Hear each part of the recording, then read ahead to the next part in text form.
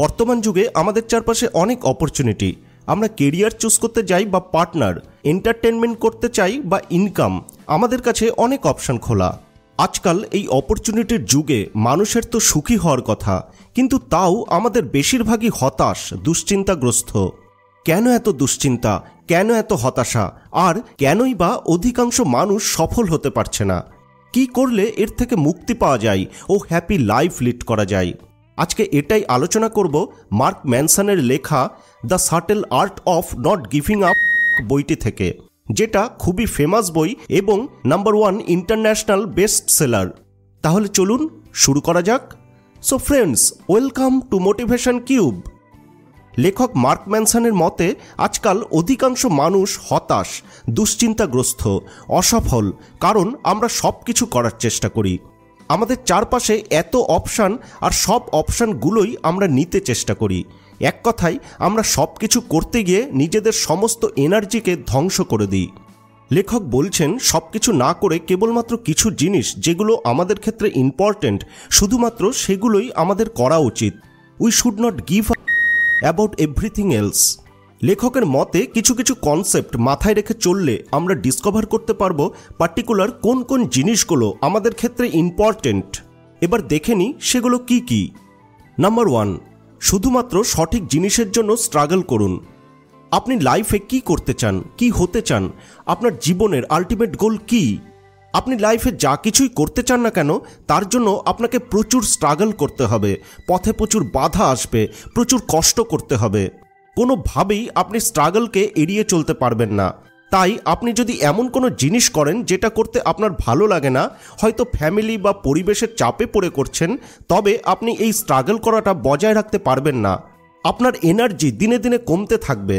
কিন্তু আপনি যদি এমন কোনো জিনিস করেন যা আপনার ভালো লাগে, তাহলে আপনার স্ট্রাগল করা সত্ত্বেও কিছুই মনে হবে না। বাধা বিপত্তি সত্ত্বেও আপনার চেষ্টা সম্পূর্ণ এনার্জি দিয়ে করতে থাকবেন। আপনি আপনার কাজে ও লক্ষ্যে অটল থাকতে পারবেন। স্ট্রাগল যখন করতেই হবে, তখন শুধুমাত্র সেগুলো করুন যা আপনার করতে ভালো লাগবে, আর জীবন থেকে সেগুলো বাদ দিন যেগুলো আপনাকে হ্যাপি করে না। শুধুমাত্র কিছু গুরুত্বপূর্ণ কাজ করুন and don't give up about everything else. Number 2, suffering আপনাকে মহৎ কাজ করার ইন্ধন যোগাতে পারে, কিন্তু আপনার লাইফের সঠিক ভ্যালুই আপনাকে হ্যাপি করতে পারে। 1983 সালে একজন আমেরিকান গিটারিস্ট ডেভ মাস্টেনকে ব্যান্ড মেটালিকা থেকে বার করে দেওয়া হয়। প্রচণ্ড রাগে ও অপমানে মাস্টেন প্রতিজ্ঞা করেন যে তিনি তাদেরকে নিজের পারফরমেন্স দেখাবেন।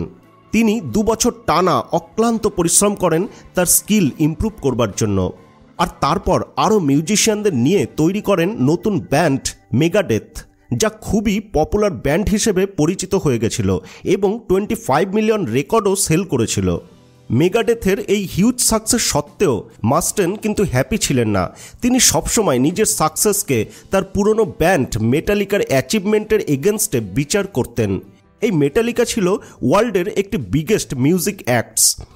যেহেতু তিনি নিজেকে সর্বদা মেটালিকার সঙ্গে তুলনা করতেন, তাই তিনি প্রচুর সাকসেস সত্ত্বেও নিজেকে ফেলিওর ভাবতেন।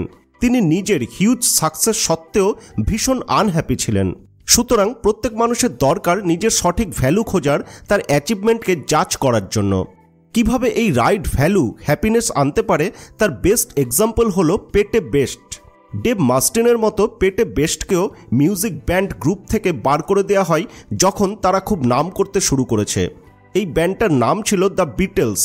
সবসময়ের জন্য এটা খুব বড় ব্যান্ড হিসেবে পরিচিত ছিল। ফর্মার ব্যান্ডমেটসদের এই চূড়ান্ত সফলতা দেখে পেটে বেস্ট ডিপ ডিপ্রেশনে চলে গেছিলেন, কিন্তু ধীরে ধীরে তিনি রিয়েলাইজ করেন যে তিনি তার লাইফে চান লাভিং ফ্যামিলি এবং একটা হ্যাপি হোম লাইফ। হ্যাঁ, তার সঙ্গে শিওর যে তিনি মিউজিক প্লে করতেও চাইতেন, কিন্তু মিউজিকে সাকসেস তিনি চান না, অর্থাৎ মিউজিক্যাল সাকসেস ছাড়াও তার জীবন পরিপূর্ণ। তিনি তার লাইফের হ্যাপিনেসের দিকে ফোকাস করা শুরু করলেন এবং তার সঙ্গে অন্য ব্যান্ডের সঙ্গেও যুক্ত হলেন। সুতরাং লাইফে হ্যাপি থাকতে হলে নিজের লাইফের ভ্যালুটা বোঝা সব থেকে আগে দরকার, আর অন্য কারোর সঙ্গে কম্পেয়ার করে নিজের সাকসেসকে বিচার করা ঠিক নয়। নাম্বার 3, ফালতু ভ্যালুগুলোর দিকে ফোকাস না করে ভালো ভ্যালু খুঁজে নেওয়া দরকার। অন্যের সঙ্গে নিজের সাকসেসের কম্পেয়ার করা ফালতু ভ্যালুগুলোর মধ্যে একটা। এরকম আরও কিছু বাজে ভ্যালু যেগুলোর দ্বারা আমরা বিভ্রান্ত হয়ে যাই আর আমাদের লাইফের হ্যাপিনেসকে হারিয়ে ফেলি। যেমন ধরুন প্লেজার।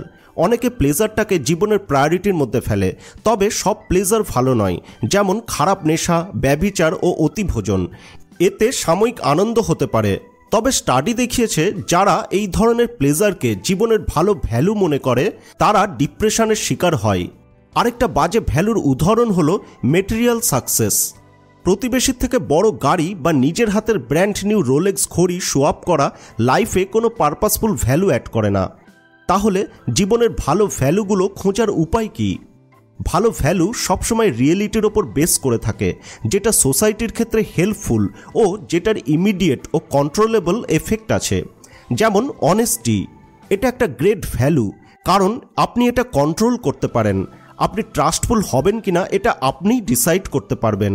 এটা রিয়েলিটির ওপর বেস করে দাঁড়িয়ে আছে, আর যেহেতু এটা অন্যদের ট্রুথফুল ফিডব্যাক দিচ্ছে তাই এটা হেল্পফুলও। আরও কিছু গ্রেট ভ্যালু এই ক্রাইটেরিয়ার ওপর বেস করে আছে, সেগুলো হলো ক্রিয়েটিভিটি, উদারতা বা মহৎ কাজ করা ও নম্রতা ইত্যাদি। নাম্বার 4, কখনো কখনো আমরা নিজেদের ভিকটিম মনে করি, কিন্তু পজিটিভ চেঞ্জ তখনই আসবে যখন আপনি নিজের লাইফের রেসপন্সিবিলিটি নিজেই নেবেন। জব ইন্টারভিউতে ফেল করলে বা ভালোবাসার মানুষ ছেড়ে চলে গেলে বা কোনো দুঃখজনক পরিস্থিতিতে পড়লে আমরা জীবনের কাছে নিজেদের ভিকটিম মনে করি। ধরুন আপনার পার্টনার আপনাকে ছেড়ে চলে গেছে, আপনার পক্ষে তাকে ব্লেম করা খুব সোজা, তাকে ক্রুয়েল ও আনকেয়ারিং ভাবাটাও সোজা। কিন্তু যদি আপনি গভীরভাবে দেখেন এবং রিলেশনশিপের ফেলিওরের রেসপন্সিবিলিটি নেন, তাহলে হয়তো ধরা পড়বে আপনার ফল্ট। হয়তো আপনি আপনার পার্টনারকে ঘরের কোনো কাজে সহযোগিতা করতেন না বা পার্টনারের অ্যাম্বিশনকে সাপোর্ট করতেন না। আপনার এই উপলব্ধি ও নিজের ভুলে সংশোধন করলে ফিউচারে আপনি আরও ভালো ও আরও সুখী লাইফ পাবেন। Number 5, Manson's law of avoidance. ধরুন আপনি খুব বড় কোনো কোম্পানির ম্যানেজার, আপনার বড় কার আছে, সম্মান আছে, দামি ড্রেস পরেন, সমাজে আপনার একটা আইডেন্টিটি আছে যেটা আপনি এই কোম্পানিতে ঢুকে ধীরে ধীরে তৈরি করেছেন আর প্রমোশন পেয়ে পেয়ে আজ এই জায়গায় পৌঁছেছেন।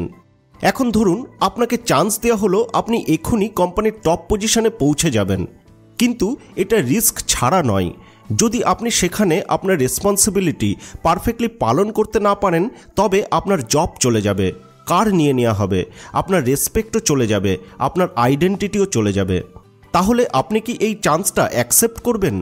অধিকাংশ মানুষই এই রিস্ক নেবে না। অথর এটাকেই বলছেন ম্যানসনস ল অফ অ্যাভয়েডেন্স, যেটা হলো the tendency to flee anything that threatens our identity. অর্থাৎ কোনো কিছুতে আমাদের আইডেন্টিটি বিপন্ন হওয়ার সম্ভাবনা থাকলে তার থেকে পালানোর প্রবণতা। আমাদের আইডেন্টিটি প্রোটেক্ট করার এই প্রবণতা কিন্তু আমাদের উন্নতির পথে বাধা দেয়। উদাহরণস্বরূপ দেখা যায় অনেক অদক্ষ আর্টিস্ট ও রাইটাররা তাদের আর্টওয়ার্ক বা লেখা পাবলিশ বা সেল করতে চায় না। তারা ভাবে এগুলো এখনই পাবলিশ করলে লোকে পছন্দ নাও করতে পারে আর তাদের ভবিষ্যতে গ্রেট আর্টিস্ট বা রাইটার হওয়ার সম্ভাবনা সম্পূর্ণ শেষ হয়ে যাবে। সুতরাং তারা কখনোই চেষ্টা করে না। এই ম্যানসনস ল অফ অ্যাভয়েডেন্সটা কাটানো যেতে পারে বুদ্ধিজম প্র্যাকটিস করে। বুদ্ধিজম শেখায় যে আইডেন্টিটি হলো একটা ইলুশন বা ভ্রম। আপনি নিজের সম্বন্ধে যা তকমা লাগান, poor, rich, happy, successful, sad, failure, এগুলো সবই আমাদের মনের তৈরি, তার কোনো রিয়েল এক্সিস্টেন্স নেই। তাই এগুলোর দ্বারা আমাদের লাইফ পরিচালিত হতে দেওয়া ঠিক নয়। তাই আমাদের নিজেকে আইডেন্টিটির থেকে মুক্ত করা শিখতে হবে। একটা এক্সাম্পল ধরা যাক। ধরুন আপনি নিজেকে খুব কেরিয়ার মাইন্ডেড মানুষ মনে করেন, সুতরাং আপনি আপনার জবকে সর্বদা ফার্স্ট প্রেফারেন্স দেন, তারপর আপনার ফ্যামিলি এবং আপনার হবি। আপনাকে নিজেকে এই সেলফ ইমেজ থেকে মুক্ত করতে হবে আর ভাবতে হবে কি করলে আপনি রিয়েল খুশি হন। হতে পারে আপনার নিজের বাচ্চাদের সঙ্গে টাইম কাটাতে ভালো লাগে, অথবা ঘরে ভালো ভালো রান্না করতে ভালো লাগে। The subtle art of not giving up বইটিতে এরকম বেশ কিছু পয়েন্ট আলোচনা করা হয়েছে। এই বইতে মেন যে জিনিসটা বলা হয়েছে তা হলো আমরা লাইফে অনেক কিছু করতে চেষ্টা করি যেটা আলটিমেট আমাদের স্ট্রেস দেয় এবং আনহ্যাপি করে তোলে। আমাদের এটা শিখতে হবে যেগুলো আমাদের পেন দিচ্ছে সেগুলো করা বন্ধ করা, আর বুঝতে হবে কোনটা আমাদের ক্ষেত্রে রিয়েলি ইম্পর্ট্যান্ট। আমাদের শুধু ইম্পর্টেন্ট কিছু জিনিসই করতে হবে আর বাকি সব জিনিসকে না বলা শিখতে হবে। ফরগেট ফোমো অর্থাৎ the fear of missing out. আপনি হয়তো অনেক কিছু মিস করেন, যেমন আপনার বেশি টাকা নেই, পারফেক্ট জব নেই, ফ্যামিলিকে দেওয়ার টাইম নেই বা বেড়াতে যেতে পারেন না, ইত্যাদি ইত্যাদি। এই সব কিছু মিস না করে শুধুমাত্র সেগুলোই মিস করুন যেটা আপনার ক্ষেত্রে সঠিক, কারণ সব কিছু মিস করছেন ভাবলে সেটা আপনাকে স্ট্রেসই দেবে। সুতরাং যেগুলো আপনার জন্য ইম্পর্টেন্ট সেগুলোই চুজ করুন, বাকি সব ইগনোর করুন, না বলতে শিখুন আর নিষ্ঠুরভাবে এটা পালন করুন। যেমন সিইও মাল্টিমিলিয়নিয়ার মোহাম্মদ এল এরিয়ান তার লাভজনক জব থেকে রিজাইন করেছিলেন তার মেয়ের সঙ্গে বেশি টাইম কাটানোর জন্য। The subtle art of not giving up বইটিকেও ডিটেলসে পড়তে চাইলে নিচে ডেসক্রিপশানে লিঙ্ক দেওয়া আছে। আমার ফেসবুক পেজ অবশ্যই ফলো ও লাইক করুন, ওখানেও আমি এরকম কনসেপ্ট শেয়ার করে থাকি। এই ভিডিওটি ভালো লাগলে অবশ্যই লাইক করুন আর কমেন্ট করে আপনার মতামত জানান। ভিডিওটি শেয়ার করে সবাইকে এই বিষয়গুলি জানতে সাহায্য করুন, যাতে তারাও দুশ্চিন্তাহীন এবং হ্যাপি জীবন কাটাতে পারেন। আপনি এই চ্যানেলে নতুন হলে সাবস্ক্রাইব করে পাশে আসা বেল আইকনটি ক্লিক করে দিন আমার পরবর্তী ভিডিওগুলোর নোটিফিকেশন সবার আগে পেতে। Finally thanks for watching. ভালো থাকবেন, সুস্থ থাকবেন।